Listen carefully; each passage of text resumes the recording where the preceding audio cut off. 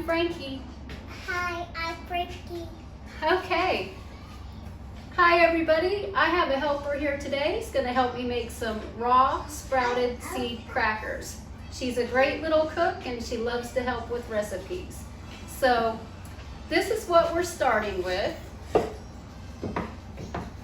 I have a 1/4 cup of almonds, 2 dates, 2 tablespoons of pumpkin seeds, and 2 tablespoons of sunflower seeds that have been soaked overnight.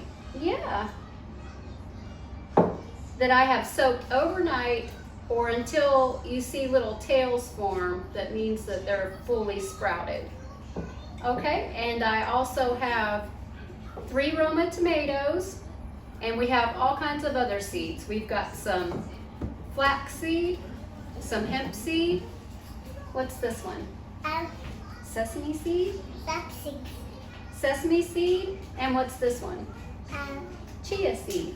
Chia seed, and we have Frankie's favorite part, the spices, huh?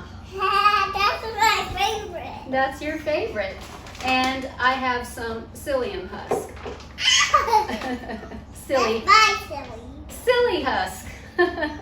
So for the spices, I'm just using onion and herb Mrs. Dash. We gotta start with this. No, we have to start putting those in the blender, remember?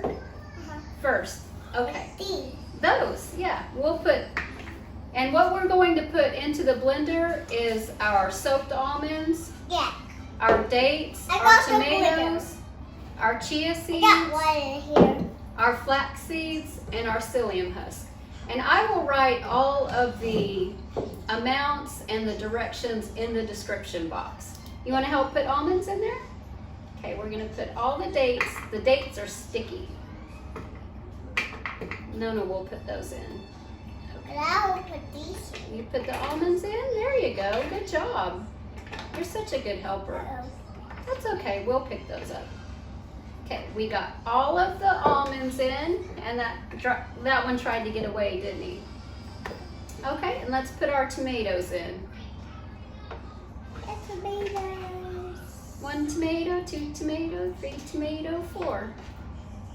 5 tomato, 6 tomato, 7 tomato, 2 more. All right, so those are in. Let's wipe our hands off. Okay, and now we're going to go in with 1 tablespoon of chia seed. I got spoon. Okay, we'll use that to stir, but you can put the chia seeds in. Okay, 1 more, because this is just half a tablespoon, so we'll need 2 of those. Good job. And we're going to need 6 tablespoons of flax seed. So Nona will get it out and I'll let you put it in the blender, okay? So 1. Make sure you get it all.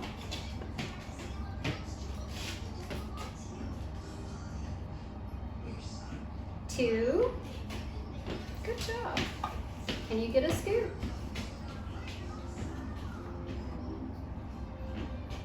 3.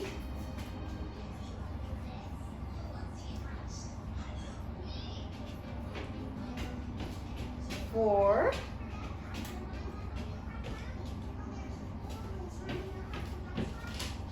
And just spoon. Yeah, that was right. You did that really good. You had too much in that one, huh? You're pretty good at measuring. I think you're gonna make a great baker. And 6. Okay, and then we just need 3 tablespoons of psyllium husk. So you can use 6 of those for the psyllium husk. Oh, that one's a little big. We'll count that as 1 whole tablespoon. Oh, okay. Yeah, we'll do that as 1 whole tablespoon. So 1 more. Okay, wonderful job. Okay, and depending on how juicy your tomatoes are, You may or may not have to add a little bit of water, which I think we will go ahead and add just a little bit of water to this before we blend it.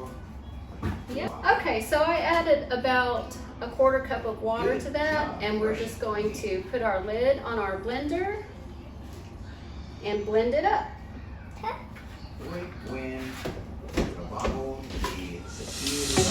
Here's covered.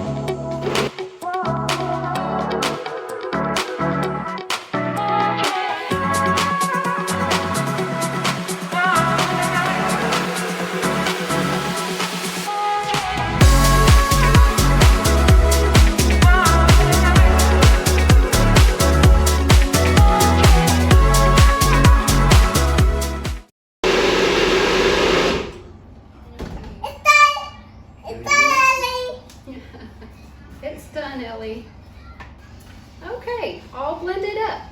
Now we can add the rest of our ingredients. So let's I'll do this. Okay, let's get this in the bowl. Okay. Okay, do both of those. Okay, we're ready to add the rest of our ingredients. So we need a tablespoon each. Here, you can use that's a tablespoon. Okay, we need a whole tablespoon. Okay, so 1 tablespoon of spice and 1 tablespoon of sesame seeds. And Nona's going to add a little bit of cracked salt.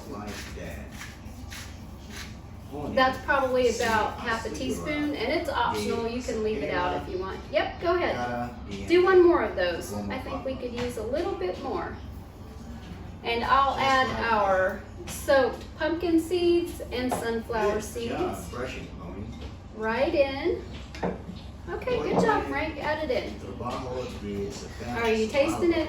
Does it taste good? You like sesame seeds? Good stuff, huh? And we'll need 2 tablespoons, reach it in there, 2 tablespoons of hemp seeds. Come here, Olive.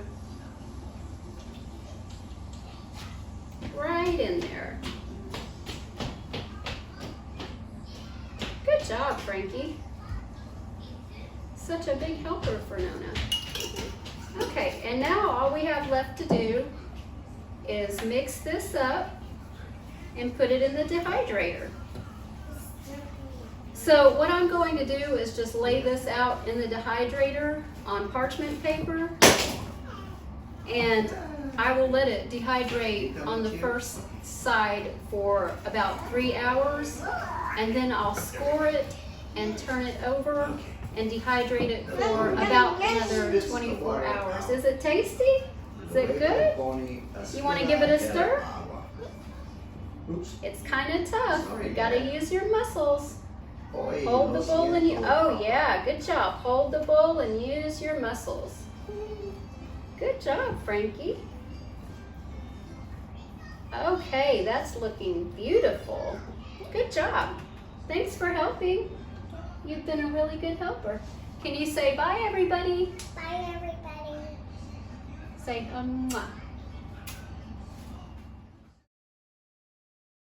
So now I'm just going to spread this as evenly as I can out onto my dehydrator trays. This fills up 2 trays. It might be a little bit different for your dehydrator, but I'll just try to smooth this out as evenly as I can. And if you have a square sheet pan tray, you may have a silicone mat that you can spread this out onto. So I've got these nice and evenly spread out, and I'm going to put them in the dehydrator for about 3 hours. And after that point, I'm going to score them for crackers. So I'll just flip this over and score these. But you can also take them out at this point. If you have a sheet pan dehydrator, you can use these for wraps, and they are really delicious.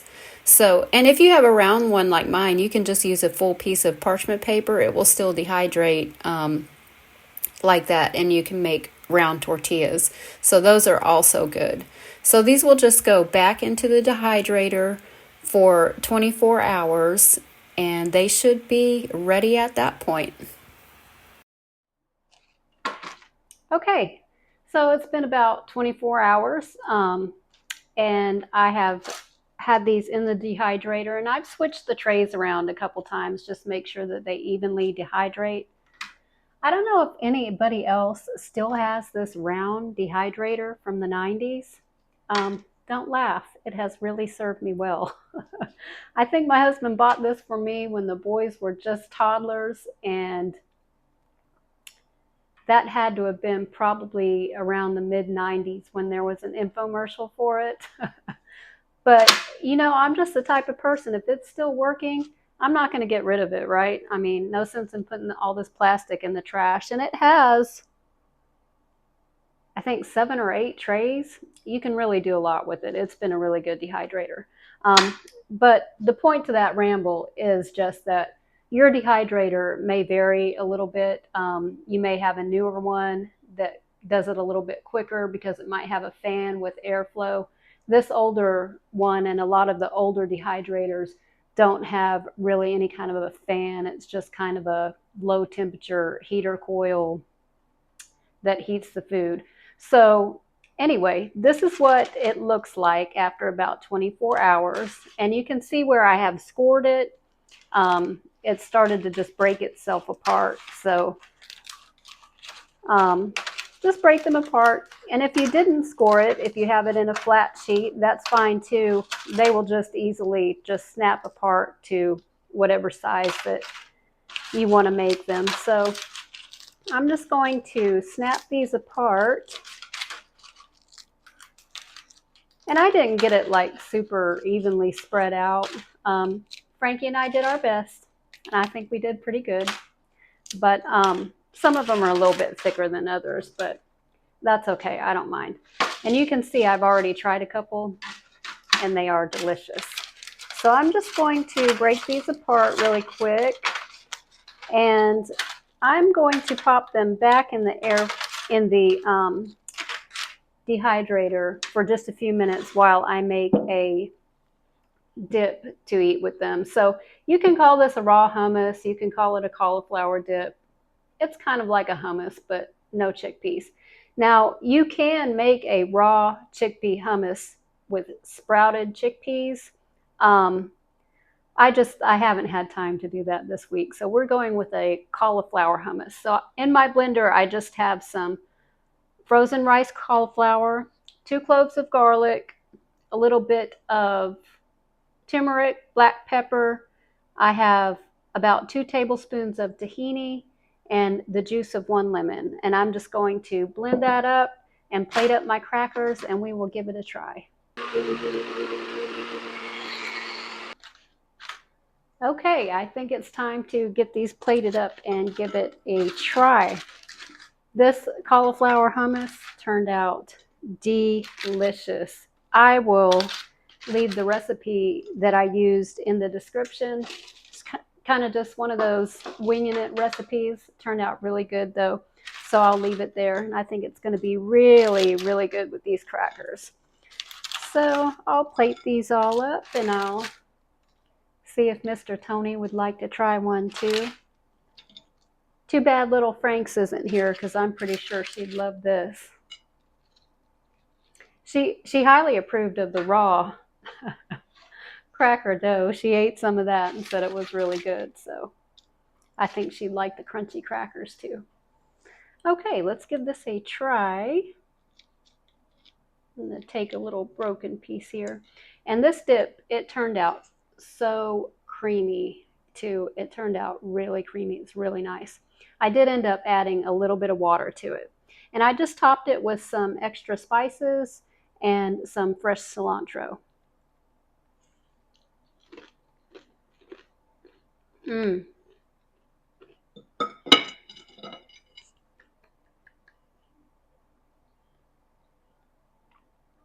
This is where it's at. If you need a healthy raw snack, oil-free, all healthy fats, crunchy, salty, and satisfying, this is it. I'm telling you, you got to make this. This is a good one. I just want to say thanks so much for watching. I truly appreciate it. If you don't mind, give me a big thumbs up and subscribe to the channel. Bye!